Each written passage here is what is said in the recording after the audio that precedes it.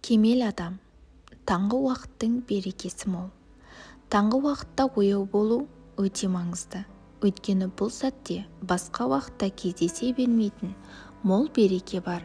Әбігерлікке толы қарбалас тірлік басталмай тұрып, мұндай берекелі уақытты жеке тұлғалық дамуға арнаған тиімді.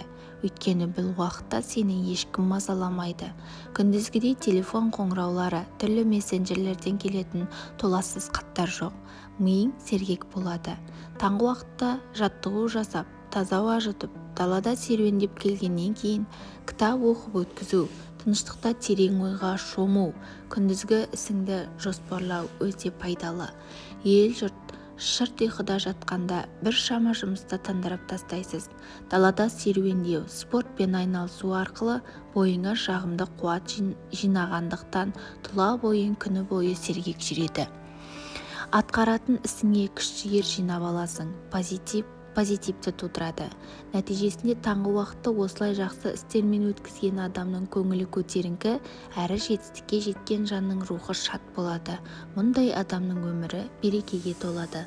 Қазақтың ерте тұрған әйелдің бір ісі артық, ерте тұрған еркектің ырысы артық дегені неткен керемет қағида. Хадисте Алла елшісі таң намазын оқығаннан кейін орнынан тұрмай зікір етіп, күн әжептәуір көтерілгенге дейін отыратын еді делінген. Таңғы уақытта ояу болып, оны барынша тиімді қолдана алған адам өміріне айтарлықтай жақсы жаққа өзгертіп, діттеген мақсатына жете алады. Жетістікке жеткен ұлы тұлғалардың көпшілігі таң уақытын өте тиімді пайдаланғаны мәлім. Сондықтан сіз де таңғы уақыттың берекесін сезіну арқылы бүкіл өміріңізді өзгерте аласыз. Ойланып көріңізші. Әлем ұйықтап жатқанда сіз жан дүниеңізді руханиятпен нәрлендіріп, санаңызды пайдалы біліммен сусындатып, денеңізді ширатып үлгересіз. Бойыңызда ғажайып қуат жинап, шабытыңыз шалқыған күйде күніңізді ең керемет деңгейде сапалы да өнімді өткізуге дайын боласыз. Әлемде миллиардтаған адам өмір сүреді. Солардың кейбіреуі ғана үстіне жамылған көрпесін жұлқылап тастап, жылы төсегінен атып тұрып, таңғы уақыттың берекесін пайдаланады. Мынаған назар аударыңыз. Жетістік әркімнің қолынан келе бермейтін осындай қиын істерде. Ендеше сен де қалың ұйқыда жатқан сан мың адамның арасынан бөлініп, өз ерік-жігерімен тағдырын жақсы жаққа бұра білген таңдаулы жандардың қатарына қосыл. Ертеңнен бастап жылы төсекте былжырап жатуды тоқтат.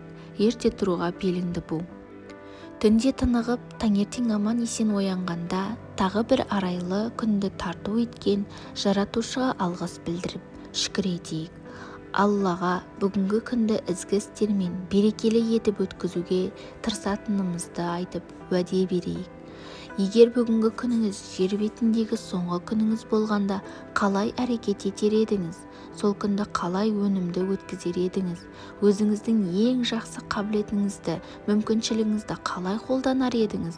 Мына өмірде қандай жақсы іс қалдырар едіңіз? Міне осындай терең ойлар сізге мықты ғажайып жігер беретін мотивация болмақ. Таңғы уақытта өзіңізді жетілдіруге, біліміңізді арттыруға, денсаулығыңызды реттеуге, санаңызды жаңартып, ішкі әлеміңізге үңілуге ниеттеніңіз. Таң атпай тұрып, күніңізді өзіңіз риза болатындай ең кемел түрде қалай өткізетініңізді елестетіңіз. Ерте оянып, уақытыңызды жалғыздықпен ешкім мазаламайтын тыныштықта өткізген кезіңізде миыңыз сізді 70-ке жетелейтін дофамин гормонын бөле бастайды.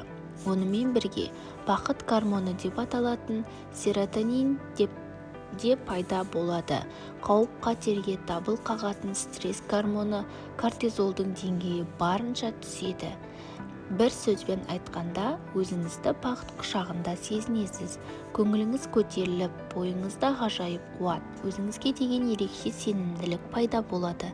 Адамға ең жақсы идеялар мен күрделі мәселелердің шешімі көңіл көтеріңкі, рухы мен санасы тыныштыққа бөленген сәттерде келеді. Кімде-кім таңғы 2 сағатын, ең болмаса 1 сағатын тиімді пайдаланып өзінің жан-жақты жетілуіне, руханиятына арнай алса, ондай адам тек жетістіктің тұғырынан табылады. Алла елшісінің: «Уа Алла Тағалам, үмметімнің ішіндегі ерте тұрған жанға берекеңді бере көр» деген дұғасына сай жаратушының берекесіне кенеледі. Ерте тұру үшін ерте тұруға шабыттандыратын өзіңізге өмірлік мақсат қоя білу. Кешкі асты ертерек ішу, һәм қорытылуы жеңіл тамақтану, ерте ұйықтауға дағдылану. Осы қарапайым шарттар орындалса, ерте тұру сізге ешқандай қиындық туғызбайды.